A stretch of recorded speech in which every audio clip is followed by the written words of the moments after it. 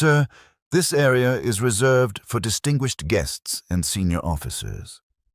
The young Marine corporal's voice was polite but firm, gesturing toward the folding chairs at the back of the ceremony space. The old man standing in the aisle didn't argue, didn't pull rank, didn't explain who he was. He just nodded quietly, adjusted his worn baseball cap, and moved toward the back without a word. He was only there to see his grandson graduate from Marine Corps boot camp anyway. Nobody needed to know anything more than that. If you believe our legends deserve recognition, comment, respect. Clint Brooks had driven 7 hours from his small ranch in West Texas to reach Marine Corps. Recruit Depot, San Diego. At 71 years old, the journey wasn't as easy as it used to be, but he'd have crawled the distance if necessary. His grandson, Tyler Brooks, was graduating today, the first in 3 generations of Brooks men to complete boot camp. Clint himself had graduated from this very depot 52 years ago, though the place had changed significantly since then. He wore civilian clothes, plain jeans, and a simple button-down shirt, nothing to draw attention. The baseball cap was faded navy blue with no insignia, no unit markings, nothing to suggest what he'd once been. His face carried the deep lines of a man who'd spent decades in the sun and wind, his hands weathered and scarred in ways that told stories he never spoke aloud. To anyone glancing at him, he looked like any other proud grandfather, perhaps a farmer or rancher, come to watch a young man take his first step into military service. The ceremony area was filling rapidly with families, friends, and active duty personnel. The grandstand seats offered the best views of the parade deck where the new Marines would march. Those seats were filling with senior officers, distinguished guests, and families of honor graduates. Clint found a spot in the back row of the folding chairs, content to be present rather than prominent. He'd learned long ago that the best spotters stayed invisible, and old habits died hard.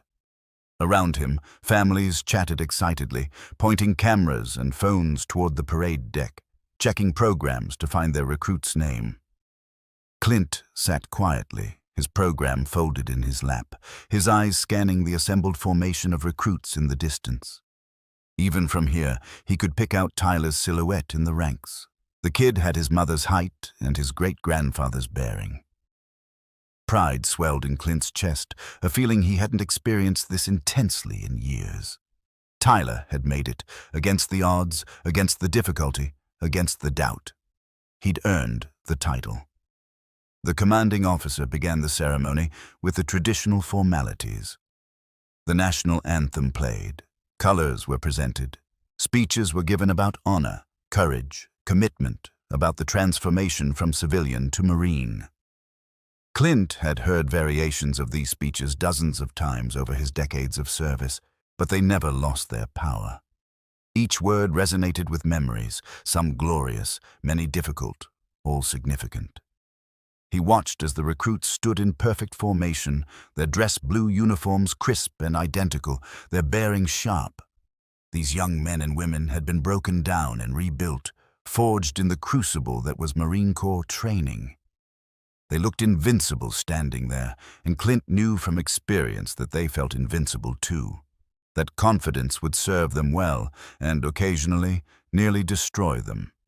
The trick was learning which battles required that confidence and which required caution. That lesson usually came the hard way. Near the front of the ceremony area, a Navy SEAL officer named Commander Jake Reese sat among the distinguished guests. He was there in an official capacity, representing Naval Special Warfare Command at the Joint Service graduation ceremony.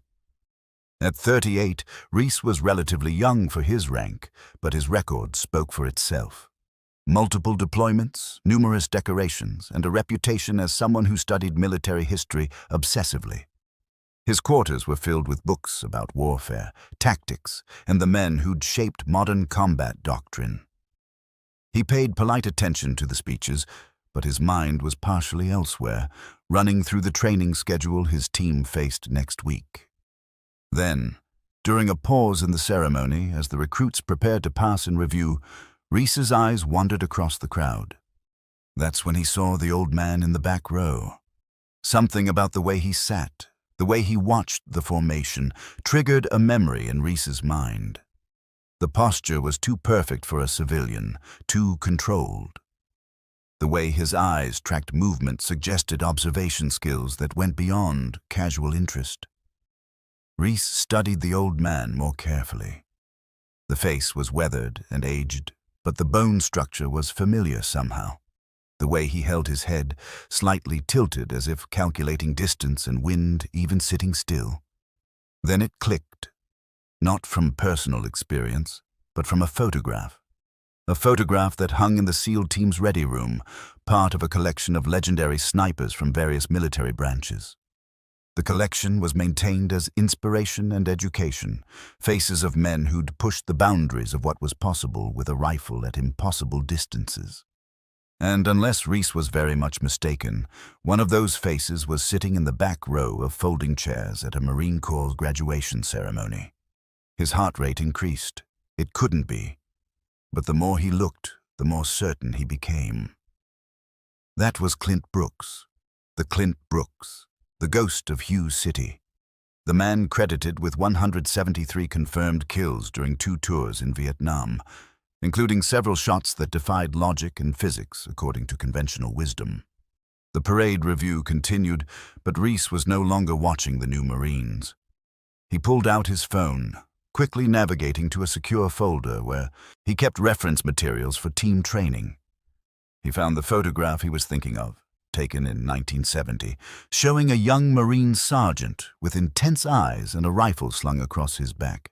The caption read, "Sesjit Clint Brooks, USMC Scout Sniper, 1st Marine Division, Hughes City, Vietnam, 1968.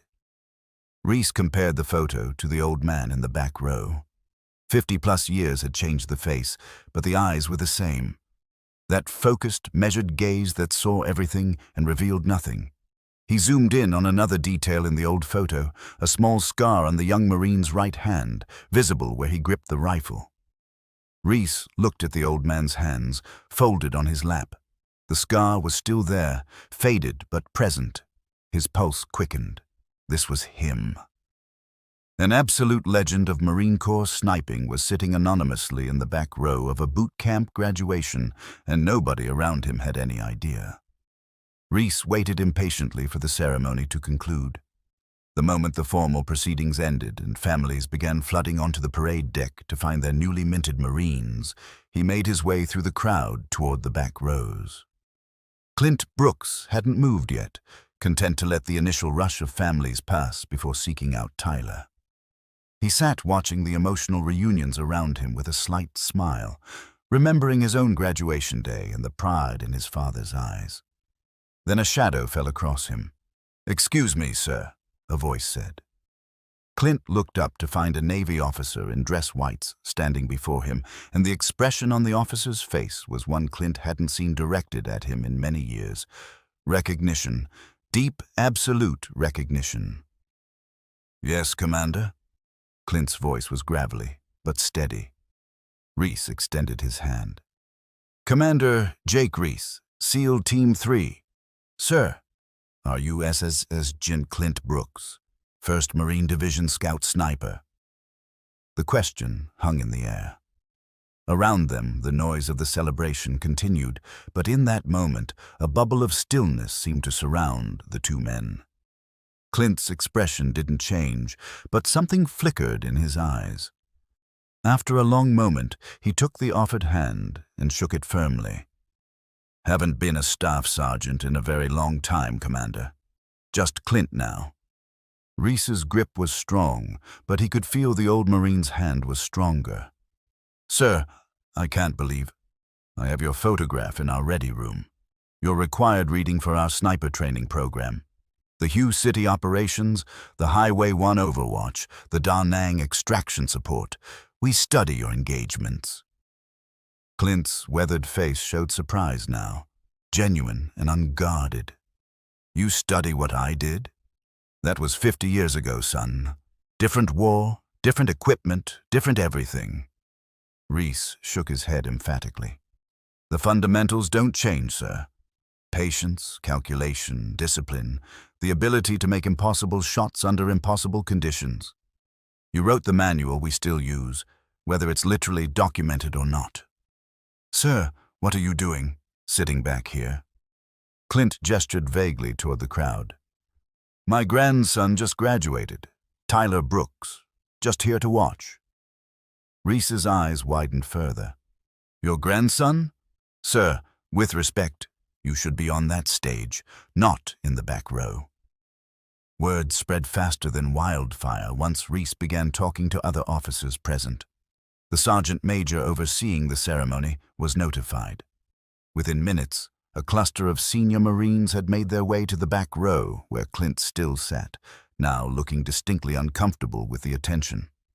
The sergeant major, a bear of a man named Kowalski, with 30 years of service himself, approached with something approaching reverence. Sir, Sergeant Major Kowalski, is it true you're the ghost? Clint winced at the old nickname. That was a different lifetime, Sergeant Major. Kowalski wasn't deterred. Sir, you do know we tell your stories to every scout sniper class that comes through here. The 500-meter shot in Hugh City during the street fighting from a fourth-floor window through 2 panes of glass, hitting a high-value target that nobody else could touch. That shot is in our training materials. Another officer added, the Highway 1 mission where you covered the extraction of a wounded platoon for 11 hours straight, confirmed 42 kills, never repositioned, never compromised your location. Clint shifted uncomfortably. Just doing the job. Same as thousands of others. Tyler Brooks was searching the crowd for his grandfather when he saw the cluster of senior officers and the Navy commander all focused on someone in the back row. Curious, he made his way through the crowd, still in his dress blues, his new eagle, globe, and anchor gleaming on his collar. When he got close enough to see who they were talking to, his heart jumped. Grandpa Clint was surrounded by what looked like half the base's senior leadership, all talking at once. Tyler had always known his grandfather was a Marine, that he'd served in Vietnam, but Clint never talked about it. Family legend said he'd been a sniper, but details were scarce. Clint had always deflected questions with humor or changed the subject. Now Tyler watched as Commander Reese showed his grandfather something on his phone, and he saw his grandfather's face show actual shock. Reese had pulled up the ready room photograph. This is you, sir. This is in our SEAL team room. You're one of the legends we study. Tyler pushed closer. Grandpa?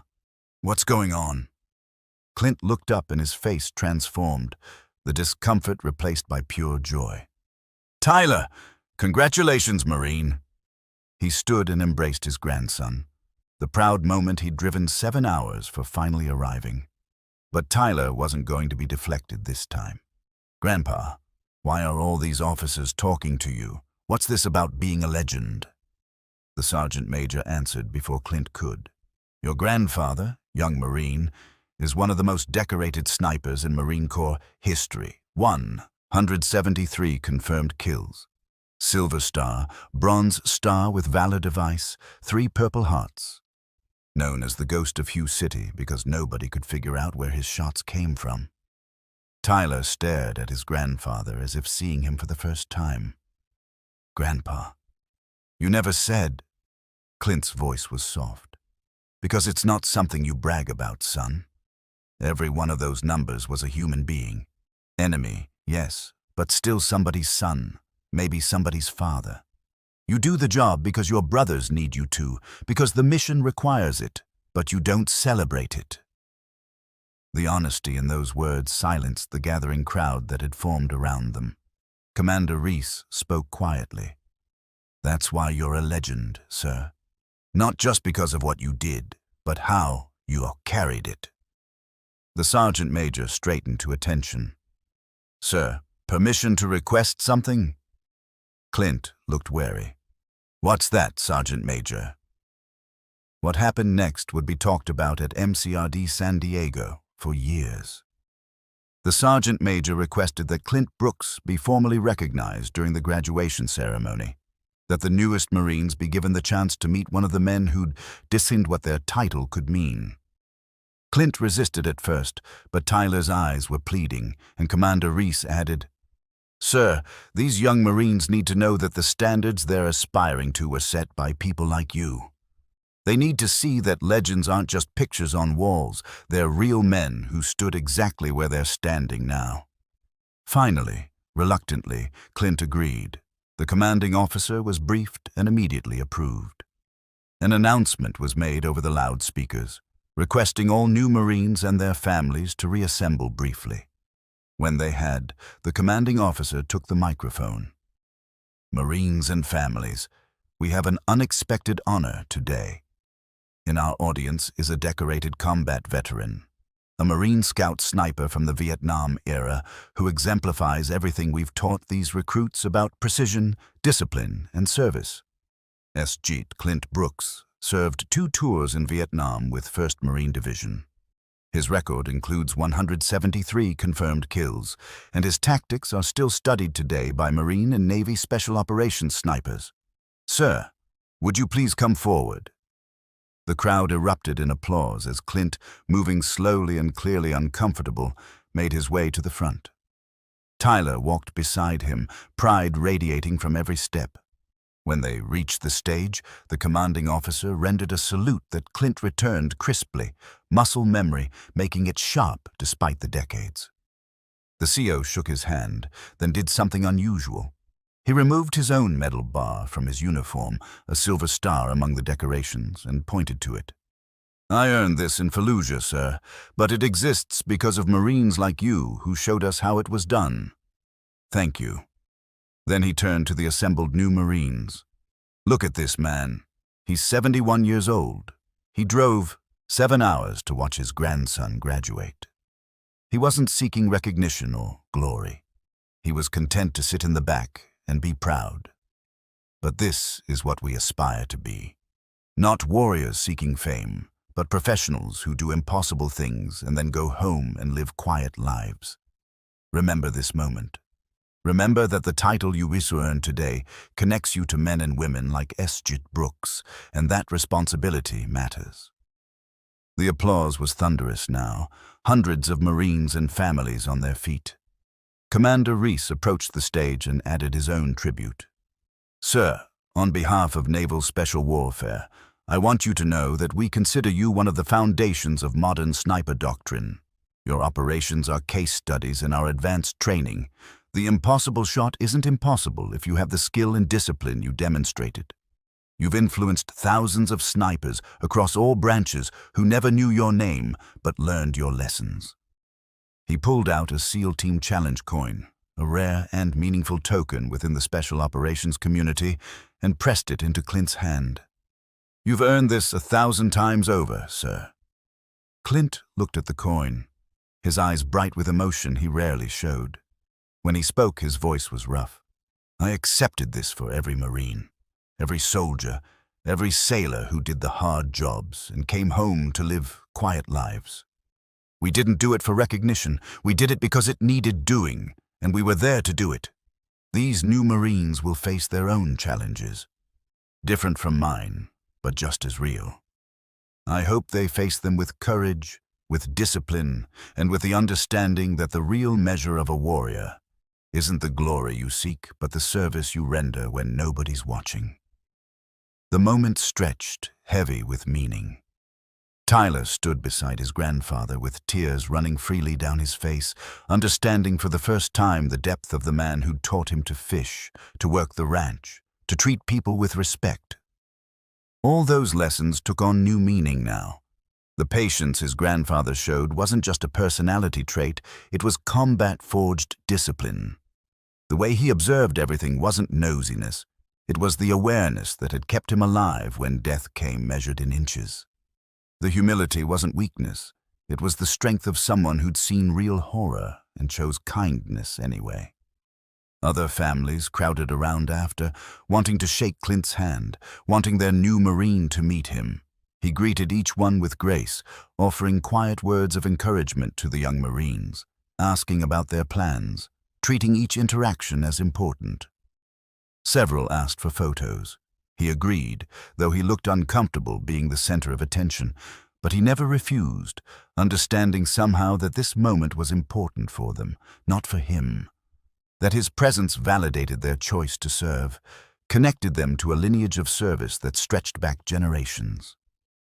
As the crowd, finally, began to disperse and families headed off for celebratory dinners, Tyler and Clint walked together toward the parking lot. Tyler carried both their programs, his mind still reeling from the afternoon's revelations. "Grandpa, why didn't you ever tell us? Why didn't you ever talk about any of this?" Clint was quiet for a long moment, the sounds of celebration fading behind them. Finally, he spoke. "Because, Tyler, the hardest part of being a sniper isn't taking the shot. It's living with all the shots after. Every face I saw through that scope is still with me. Every calculation I made, every trigger I pulled, it's all still there. I'm proud of my service. I'm proud I saved American lives, protected my brothers, but I'm not proud of the killing itself. That's not something you share over Sunday dinner." Tyler nodded slowly, beginning to understand. "But you'd do it again?" Clint stopped walking and looked at his grandson directly. "In a heartbeat, if it meant protecting you. Protecting this country, protecting the Marines I served with. That's the burden we carry, Tyler. The willingness to do the hard, dark things so others don't have to. Just promise me something." "Anything, Grandpa." "Promise me you'll do your job with honor, whatever that job turns out to be. And promise me you'll come home and live a good life after. Don't let the service define you. Let it refine you." The lesson from that graduation day resonates far beyond Marine Corps' Recruit Depot, San Diego. In every community, in every town, there are men and women who did extraordinary things and then returned to ordinary lives. They're at the grocery store, at church, at their grandkids' school plays. They wear their service quietly, asking nothing in return for what they gave. Clint Brooks represented all of them, the silent professionals who stood watch while others slept, who made impossible shots in impossible situations, who carried burdens that would crush lesser people, and who did it all without seeking glory or recognition. The real heroism wasn't just what he did in Vietnam, though that would be enough for any lifetime. The real heroism was how he lived afterward, with humility and grace, passing on lessons through quiet example rather than loud proclamation. The commanding officer's words echoed truth. The title of Marine connects each generation to those who came before, an unbroken chain of service stretching back to 1775. That chain is maintained not through ceremony alone, but through the living example of men like Clint Brooks, who embody the values they were taught and pass them forward. The story spread through military communities online within days. Veterans reached out to share their own stories of legendary operators living quiet lives, unrecognized and unheralded. A movement began at MCRD San Diego and other training installations to identify and honor such individuals, not with fanfare they wouldn't want, but with quiet recognition that their service mattered and their lessons were still relevant. Clint returned to his ranch in West Texas, but not without change.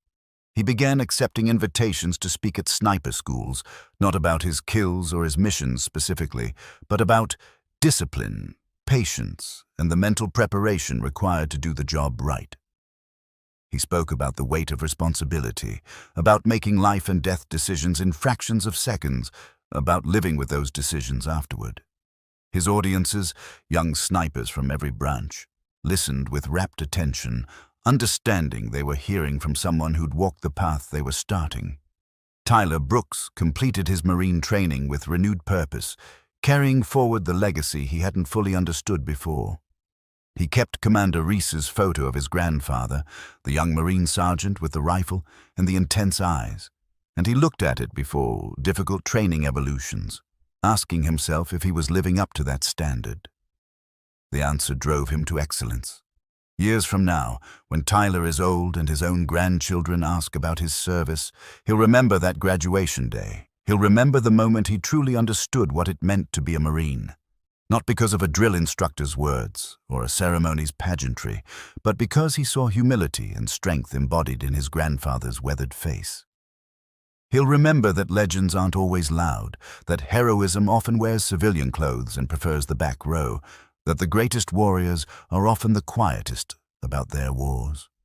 And he'll understand, as his grandfather did, that service isn't about the recognition you receive, but about the duty you fulfill when nobody's watching. Clint Brooks drove 7 hours to see his grandson graduate, expecting nothing more than a proud moment in a folding chair. He got recognition he never sought, but he gave something more valuable in return. He gave a generation of young Marines a living example of what they could become, not just in combat, but in character.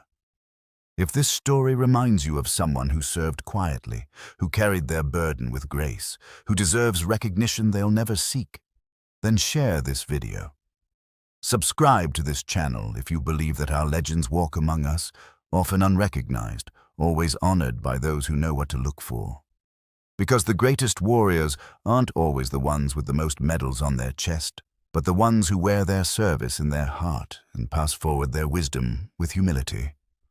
The ghost of Hugh City came to see his grandson graduate, and in doing so, he reminded us all what it truly means to serve.